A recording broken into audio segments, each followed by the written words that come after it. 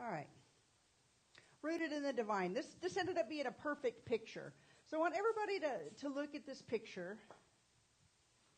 And aside from making a statement about the patently obvious, what do you see?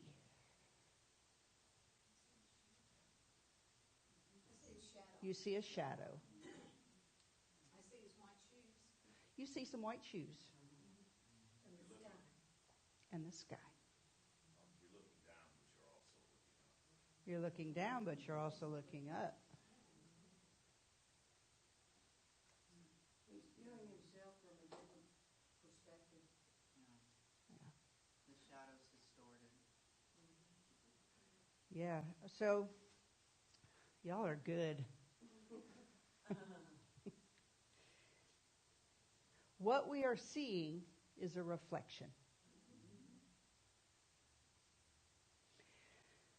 So today's talk and pretty much the month is about the idea, the fundamental notion of the science of mind and of New Thought in general, and that's that life moves from the invisible to the visible. From the invisible to the visible, such that what we see and experience is the collective reflection of what is unseen within us. Now, when I was first exposed to that idea, I've told you all before, I'm essentially quite a lazy person. And so when I found the science of mind, I was like, you mean I don't got to run around trying to do all this stuff? I just work on myself? It's like a one-step method? And they said, yes. And I said, I'm in. Because up until that point, I had been in the habit of rearranging my life from the outside in. And our friend Reginald Martin will often say, think about going to a mirror and trying to wipe a smudge off your face. And that's such a powerful metaphor. Because you can go at that all day long, and the smudge is never going to come off. Right? Because it's a reflection. So you can attempt to earn more money out there. You can attempt to get a better job. You can attempt to have a better sex life. You can attempt relationships. You can attempt all those things. And you might be able to get them stacked up and sitting real pretty for a little while. But if you don't change what's in here, ultimately what's out there will not stay in place. It will not hold. Now, I mentioned that was like revolutionary to me, and I was so grateful to have been taught that. And can I just tell you, almost every day that I wake up, I forget. Almost every day that I wake up, I forget that the work starts here. I'm one of those people that deals with anxiety, and so I wake up in the morning like getting ready to go somewhere, even if I have nowhere to go, and I'm on the move, and then I want to look for something to be on the move about.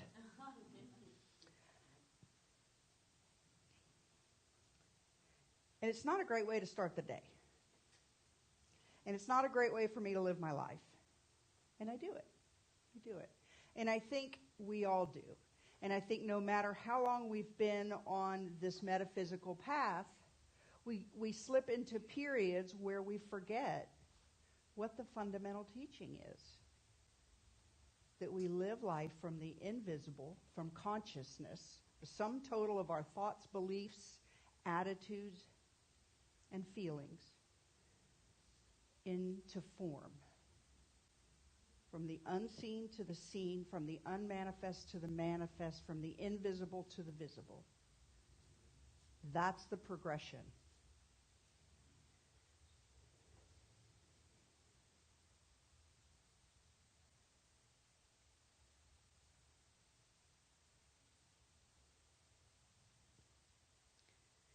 In the beginning, when God created the heavens and the earth was a formless void, and darkness covered the face of the deep, while a wind from God swept over the face of the waters.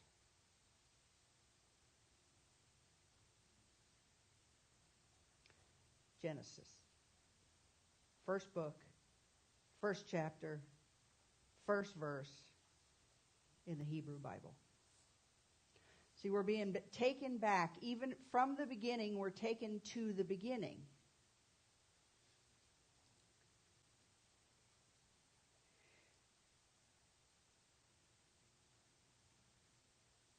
How do I say this? So if we go from the invisible to the visible, I guess the first point I want to make is that we do that by degrees according to how much we've developed our own consciousness. So Genesis takes place over 7 days. Right? The creation of the world takes place over 7 days. And it's really interesting if you look at it, because it goes like this. The heavens and the earth, light, water and land, vegetation, sea life, birds and land animals, humans. What does that sound like? Evolution. It sounds like evolution, doesn't it? And here's the thing about evolution. I mean, it's funny, and you can like read stuff about how people, real esoteric people, will talk about all the hidden meaning and all that kind of stuff. I just think it's a fabulous coinky-dink. I don't know. But what I do know is that from the very first of the very first, evolution is intimated, right? And so when I think about consciousness, I think about the fact that consciousness evolves as well, and it evolves in the direction of increasing complexity. So from a single cell to a multi-cell.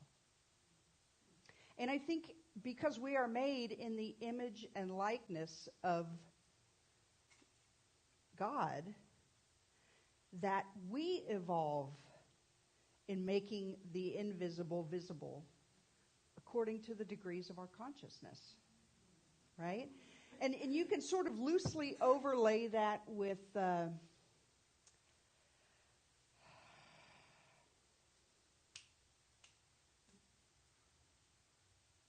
me a minute. Thank you. God, I'm so glad y'all are smart. Maslow's hierarchy of needs, right? So what we have is, first we have the needs for, just the basic food, water, shelter, and then belongingness, esteem, and they get a little less tangible, but more complex, right? And so some of us, when we come into the science of mind and spirit, the invisible that we want to make visible is, I have a sense of prosperity, I have a sense of abundance, I have a sense that I am provided for, and that's going to show up in my rent or my mortgage payment, right? And that's perfect. And then some of us get to that place where it's like, okay, I got all the basics. I got the basics. So, I'm not making $300,000 a year, but I got the basics. Then what seeks to become visible is purpose, is alignment with, so that what we are giving to the world or manifesting in the world, experience in the world, lines up with the essence of who we believe we are. We're still working from the invisible to the visible. It just becomes a little bit more sophisticated.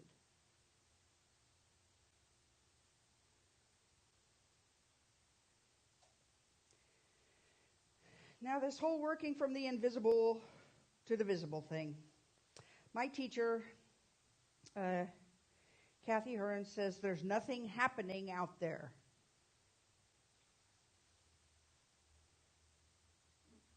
Y'all say that with me. There's nothing happening out there. Y'all believe that? No. Well,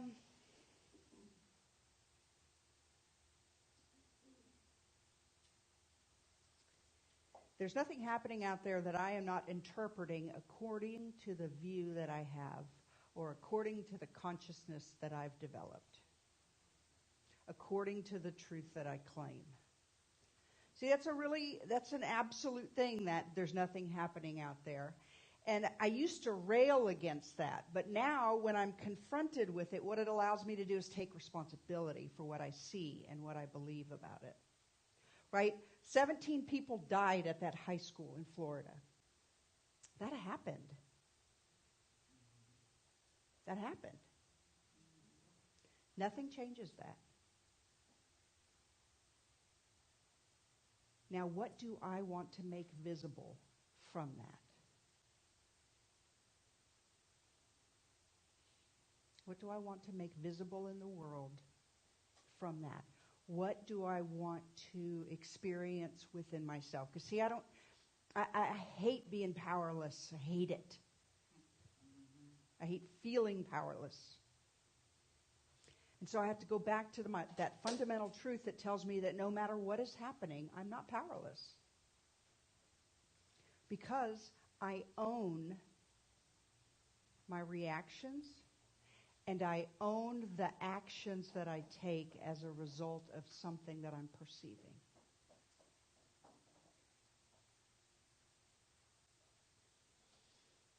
Candace sings a song, I think it's a Ricky Byers-Beckwith song, Labor in Vain.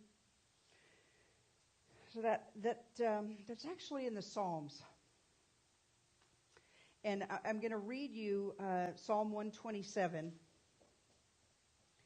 And but first, a little metaphysical Bible. When you hear the word Lord or God, and you're taking a metaphysical interpretation of the Bible, translate that word not to some external something or other, but to your highest spiritual potential, or the highest universal spiritual principle that you can think of, right?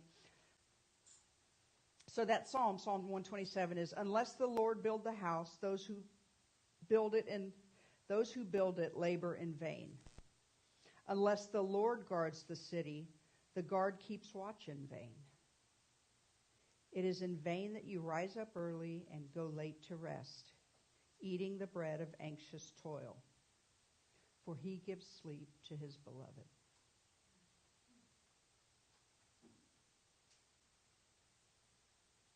It is in vain that you rise up early and go late to rest, eating the bread of anxious toil, for he gives sleep to his beloved. When I breathe that in,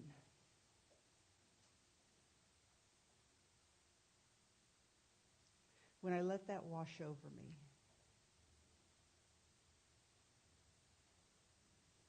I feel a stillness. I feel a stillness. And I remember that I don't need to engage myself in what's going on out here until I feel that I am resting in the beloved.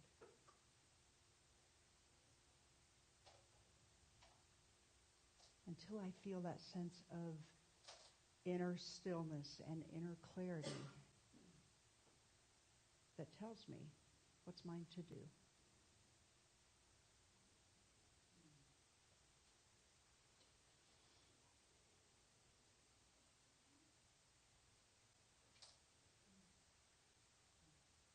Sometimes I wonder, I wonder how long I have to be at this before I remember to start with it.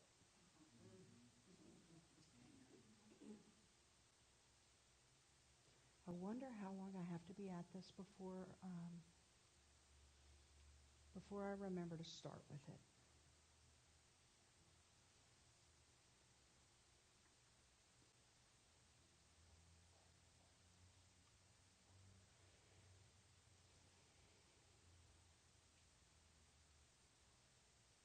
I did a talk about a couple of months ago, and I don't even remember what the talk is about, but I remember this amazing factoid that I found, and that's that if you took all of the human beings in the entire planet and you removed all the space from them, and so that just atoms were left, we would all of us, how many are on the earth? Like 7 billion people?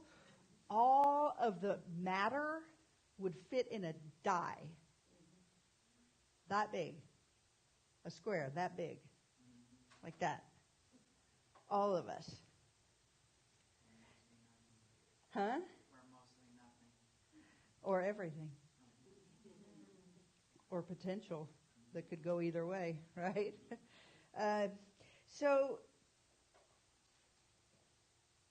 But it all seems solid to me. It all seems solid to me. And so when I ask myself that question, sometimes forgivingly, sometimes not so forgivingly, when am I going to remember to put the first thing first and go from the invisible to the visible? I on a good day, I can come to self-forgiveness because it all seems so real. It all seems so solid. It all seems so fixed.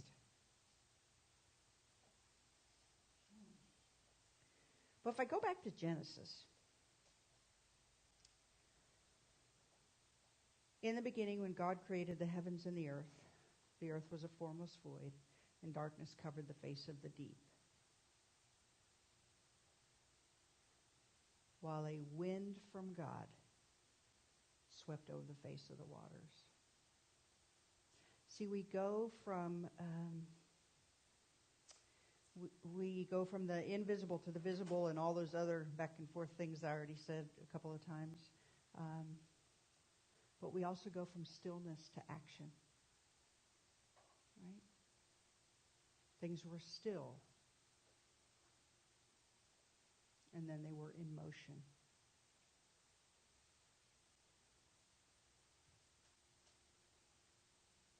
So when I remember to start anything from stillness, and that might be something formal like a meditation practice, a contemplative practice, a retreat, or it might just be 1, 2, 3 maybe big breaths all the way down to the bottom of the belly,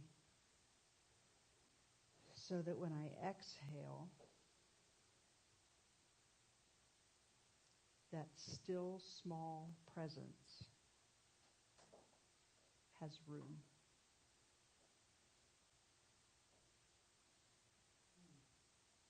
And that's it. That's what I know. See, what I know is that instead of thinking about for myself, when am I going to get this completely? Like, when am I going to graduate from this particular fundamental lesson? That sort of implies something fixed that really is kind of not the nature of the way life works. See, it's not like at some point I'm going to have mastered this lesson. It's at every point or in every moment I'm going to remember to practice it. At every point I'm going to remember to practice it. And the more we practice it, the more we're able to actually recall that in the moments when we really need to.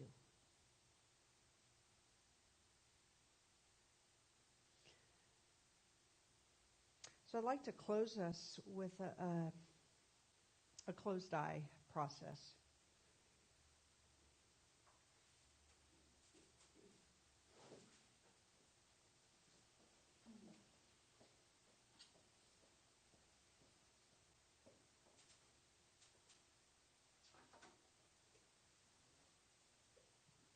So going back to Genesis, what I know is that it gives us this beautiful metaphor that from stillness to movement to life is actually, that's actually creation happening. And creation didn't just happen then, it's happening now. And it's not just happening on the macro level, it's happening for each of us. Because if we're made in the image and likeness of the Creator, then each of us is a creator in our own universe.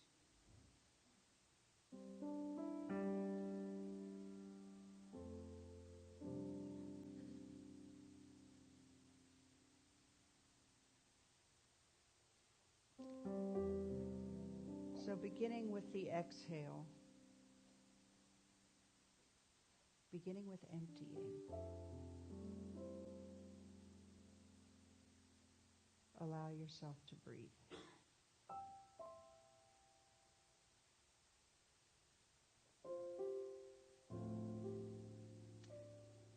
And we begin with the exhale because we need to make a place and a space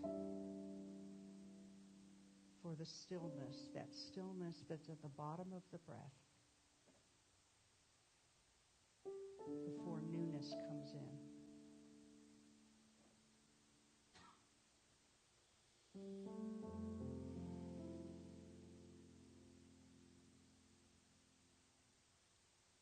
And so just take a second, a few more breaths,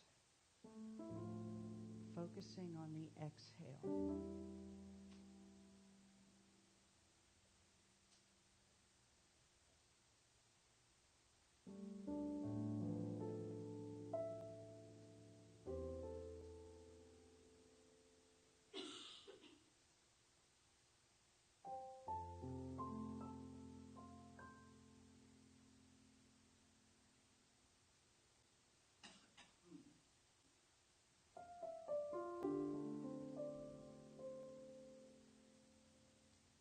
See, what we can trust is the very nature of who we are, the very nature of life, is to express itself by creating more life. And whether that's more plants, more cows, more tiny humans, more art, more understanding, more prosperity.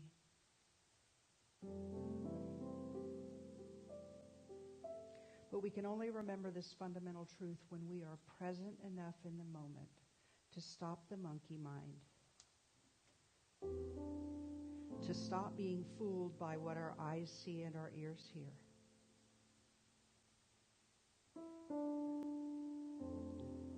For the wisdom of the entire universe is available in us, as us, to us, when we are present. When we make space for that stillness, that silence.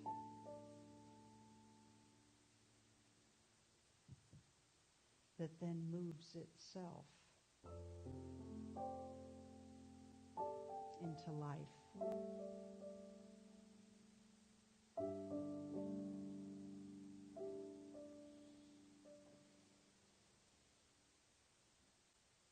So a few more breaths.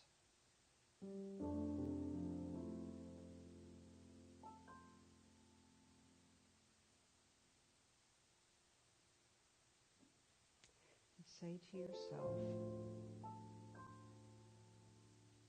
I remember to exhale.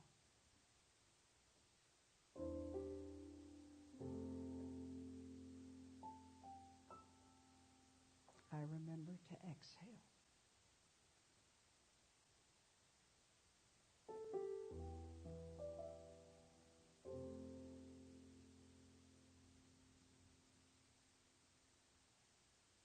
I remember.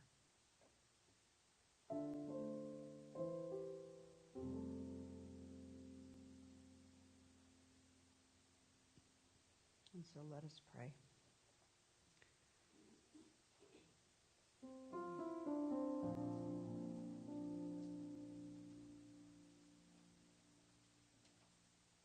So knowing that there is one life, that life is the life of God, that life is my life right now, that life is the life of everyone in this room, and in fact it's the only thing happening. And it's happening in here and out there. It is the invisible, the God consciousness itself, bringing itself into form. And it is happening at every level in my body, in my mind, and at every level and body of your mind. One life, God's life. It's the life each of us are living right now. And so at this moment, I bring forth and I claim and I affirm that each of us is present in each moment of our own lives so that we actively participate in creation itself, that we are still enough within to hear our own intuition, to hear the guidance, to hear the direction that is being shown to us by the Lord, that highest spiritual knowing. It is directing us.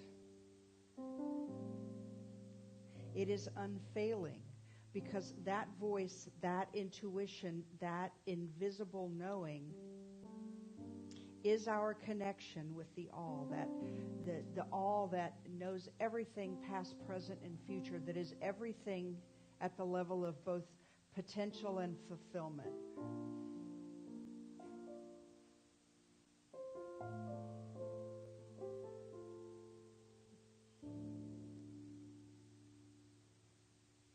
And so with a deep breath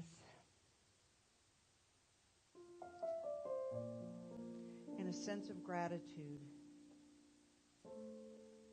I remember that it's well with my soul.